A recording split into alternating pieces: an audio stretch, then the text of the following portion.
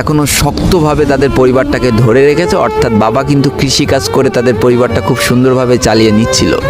তবে বলে রাখা ভালো, হাতের 5টা আঙুল যেমন এক হয় না, পরিবারের প্রত্যেকটা সন্তানের মন মানসিকতাও কিন্তু এক হয় না।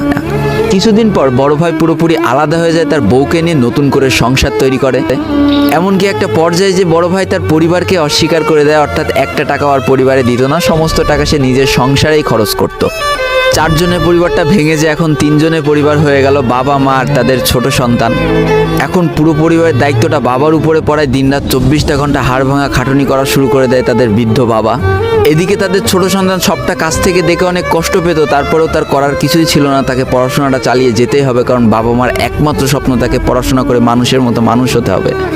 এদিকে বলে রাখা ভালো, পড়াশোনার পাশাপাশি কিন্তু সে ফ্রি ফায়ার গেমটা অনেক ভালো মতো খেলা শিখে গিয়েছিল। তার 3 জিবি র্যামের ফোন একটু ল্যাগ দিলেও মোটামুটি ভালোই খেলা যেত স্মুথ গ্রাফিক্সে। এমনকি সে আস্তে আস্তে টুর্নামেন্ট খেলাও শুরু করে, আর এখান থেকে যে টাকায় পেতো 50 টাকা 100 টাকা 200 টাকা যা পেতো সেই টাকাতে তার পরীক্ষার বই খাতা কিনতো, যাতে তার বাবার একটু কম পরিশ্রম করা লাগে, কম খাটনি করা লাগে। হাই রে, পরিবারে বড় ছেলে পরিবার থেকে আলাদা হয়ে গেল, আর ছোট ছেলে চিন্তা করছে বাবার কিভাবে কষ্ট কম করা লাগবে। এরই মাঝে সে একদিন চিন্তা করে, সে তো টুর্নামেন্টে অনেক ভালো পারফরমেন্স করছে, তাহলে তার একটা ইউটিউব চ্যানেল খোলার দরকার, অন্তত টুর্নামেন্টের ওই ম্যাচগুলো ইউটিউবে ছাড়লো, যদি কপালে ভালো কিছু লেখা থাকে। এমনই একদিন তার একটা টুর্নামেন্ট চলছিল, সে বারান্দায় বসে বসে টুর্নামেন্টটা খেলছিল, আর ঠিক সেই সময় তার বাবা হাড় ভাঙা খাটুনি করে মাঠ থেকে কেবলই বাসায় ঢুকছিল।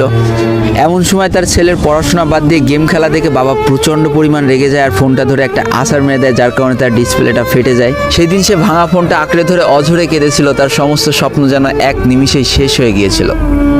তারপরে সে স্কুলে যাওয়ার জন্য যে টাকা পেতো, সেই টাকাগুলো জমিয়ে জমে একটা সময় তার ফোনের ডিসপ্লেটা ঠিক করে, আর ডিসপ্লে ঠিক করতে 1500 টাকা লেগেছিল, আর সময় লেগেছিল প্রায় 4.5 মাস। আর এই 4.5 মাসে সেই ইউটিউব চ্যানেলের যে জিমেলটা ছিল, সেই জিমেলটাও সে ভুলে যায়, অর্থাৎ তার ইউটিউব চ্যানেলটাও নষ্ট হয়ে যায়।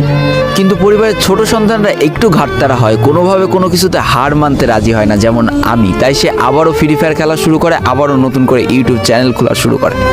সব কিছু মোটামুটি ঠিকই চলছিল, পড়াশোনাও সে আগের মতোই চলতেছে, এইদিকে টুর্নামেন্টও চলতেছে, এইদিকে ইউটিউবে আস্তে আস্তে তার সাবস্ক্রাইবারও বাড়া শুরু করে, একটা দুইটা এমন করতে করতে। কিন্তু হঠাৎ করে তাদের পরিবারটা জীবনের সব থেকে বড় একটা ধাক্কা খায়।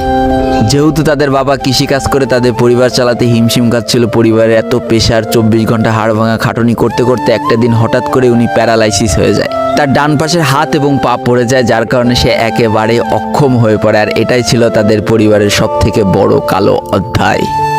তবে সব থেকে কষ্টের ব্যাপার কি ছিল জানো, পরিবারের এত খারাপ সময়ও তাদের বড় ভাই কিন্তু তাদের পাশে এসে দাঁড়ায় না। এবার শুরু হয় তাদের পরিবারে আসল কষ্ট, না ছোট ছেলের পড়ার টাকা আছে, না বাবার ওষুধ কেনার টাকা আছে, না তাদের 3 বেলা ঠিক মতো খাবার টাকা আছে। কি আর করবে, পরিবারে এই অসহায় অবস্থা দেখে না খেয়ে তো মরা যায় না, তাই তাদের মা লোকের বাসায় কাজ করা শুরু করে দেয়। কিন্তু কাজ করে 3 বেলা খাবার